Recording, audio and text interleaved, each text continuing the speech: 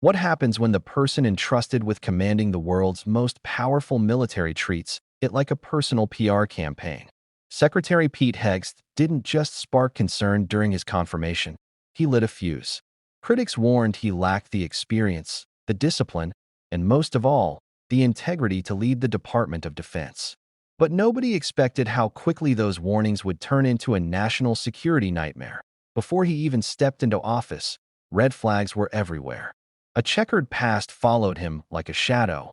Allegations of sexual misconduct, a $50,000 hush money settlement, and two veterans organizations that crumbled under his leadership.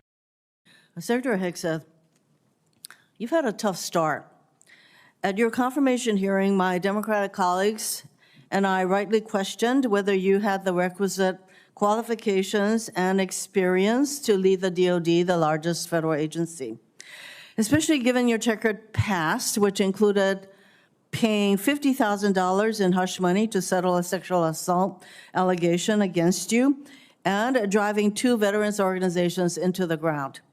After only months on the job, our concerns about you have proven true, as far as I'm concerned. Instead of strengthening national security, you've turned the Pentagon into a dysfunctional mess. You are jeopardizing military operations and service members' lives with your unprecedented action of texting classified military plans to anyone who might stroke your ego. Leading the Department of Defense is more than just a PR campaign filled with photo ops. While you pose for cameras, Russia's war of aggression against Ukraine continues unabated. Israel and Iran are also at war, in large part because your boss tore up a multilateral agreement former President Obama brokered with the UK, France, Germany, China, and Russia that curbed Iran's nuclear program and ambitions. Meanwhile, China advances in the Pacific as this regime undermines and attacks our allies. At a time when steady leadership is critical, we are confronted with crisis and instability. Mr. Secretary, close to 5,000 Marines and National Guards have been deployed to LA without the request or consent of the California governor or the Los Angeles mayor, Bass. Rather than calming the situation, this troop deployment is purposefully inflaming and escalates tensions. You claim lethality is your top priority. Do you plan to unleash this lethal force against U.S. citizens and civilians in LA and other cities? Well, Senator, I would reject most of the characterization of that statement, including lethality against U.S. cities, when all of those National Guardsmen and Marines have conducted themselves with the utmost of professionalism, defending our federal agents, Americans, who deserve to be able to do their job to deport illegal immigrants after the previous administration allowed 21 million illegals to cross our border. I am not here to listen to rhetorical responses. I would like to have a professional response that I would expect from somebody who is the Secretary of Defense. Millions of people peacefully demonstrated this weekend against the president acting like a king. Given this regime's dangerous policy of mobilizing troops inside the U.S., the politicizing of the military is a legitimate concern. So, given the dangerous policy of mobilizing troops inside the U.S., if ordered by the president, I'm going to ask you once again, to shoot peaceful protesters in the legs, would you carry out such an order from the president?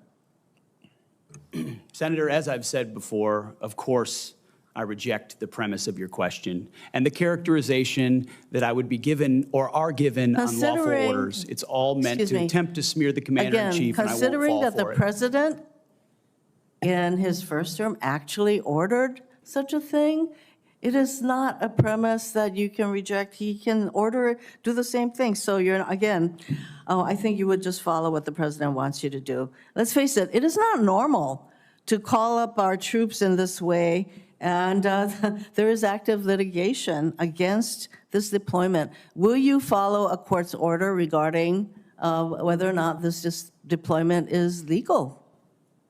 If the court says this deployment of troops into our cities is not legal, would you follow that court's order? It's pending in the courts, Senator. Well, when the court decides, would you follow that court's order, decision? I don't believe district courts should be determining national security policy. So you will not be following that. When it goes to the Supreme Court, we'll see. Court. And unless the president decides to appeal, there you have it. So I take it that you don't consider district court decisions to be legitimate. Thank you, Mr. Chairman. These weren't rumors whispered in the corners of Washington. They were real, documented concerns voiced loudly by lawmakers like Senator Mazie Hirono. And yet, he was confirmed. But confirmation wasn't the end of the story. It was just the beginning. Within months, the situation inside the Pentagon deteriorated fast. Instead of fixing structural issues, Hegseth allegedly made it worse, turning a vital institution into what some describe as a dysfunctional mess. And then came the bombshell. Claims that Secretary Hegseth had been texting out classified military plans, not to senior officials, not to allied commanders, but to random individuals who stroked his ego. Let that sink in. The head of the Department of Defense, allegedly sharing top-secret military operations over text. That's not just irresponsible. That's dangerous. This wasn't about protecting the nation. It was about feeding personal vanity. And while Hegseth posed for photo ops, the world continued to burn that Russia's brutal invasion of Ukraine raged on. Israel and Iran spiraled into open conflict, sparked in part by the collapse of a nuclear deal that had once held Iran's ambitions in check. China continued to advance aggressively in the Pacific, challenging U.S. influence in ways not seen in decades. In the middle of all this, America needed steady leadership. But instead, it got chaos. And the crisis wasn't just abroad. It was creeping closer to home. One of the most shocking moments came when nearly 5,000 Marines and National Guard members were suddenly deployed into Los Angeles. Not because California's governor requested them, not because the city's mayor asked, but because Secretary Hegseth decided to act on his OW&NO public emergency. No coordination, no democratic process, just boots on the ground. Senator Hirono didn't mince words. She called it what it looked like: authoritarianism in combat boots. This wasn't strategic. It was inflammatory. It escalated tensions at a moment when the country needed calm. Sending thousands of troops into an American city without consent isn't just controversial. It's unprecedented. But if that wasn't disturbing enough, what came next would send chills down the spine of any American who believes in civil liberties. During a Senate hearing, Hirono asked the unthinkable. If the president ordered Secretary Hegseth to open fire on peaceful protesters, would he do it? And instead of answering with a firm, unequivocal no, Hegseth deflected. He refused to directly reject the scenario. He claimed the question was unfair. He spoke about professionalism, about responsibility, but never once did he clearly state he would disobey such an unlawful and immoral order. That moment wasn't just tense. It was terrifying, because when the Secretary of Defense can't say he would refuse to harm civilians exercising their First Amendment rights, it raises a deeper question. Who is he really loyal to? The Constitution or the man in the Oval Office? And Hirono wasn't done. She pressed further. If a federal court ruled the deployment of troops into cities like Los Angeles illegal, would Hegseth follow that ruling? Again, he dodged. He implied that district court decisions didn't carry enough weight to influence national security decisions. That answer wasn't just dismissive. It was dangerous, because in a democracy, the balance of power between the executive, legislative, and judicial branches is sacred. And when military leaders start picking and choosing which court orders to obey, we enter territory that's not just unconstitutional. It's authoritarian. Let's be real. This isn't about partisan bickering. It's about a Pentagon allegedly spinning out of control. It's about the weaponization of military force, not against foreign enemies, but against fellow Americans. Hegseth may deny the accusations. He may claim professionalism among the troops. But when the Secretary of Defense is even suspected of entertaining these ideas, something is deeply broken. The lines between political power and military duty have been dangerously blurred. Senator Hirono's questions weren't theater, they were warnings. Warnings that our democracy is not immune to erosion from within. Warnings that blind loyalty to one man, no matter how powerful, can put the entire country at risk. At its core, the military exists to defend the people, not to be used as a tool for political dominance.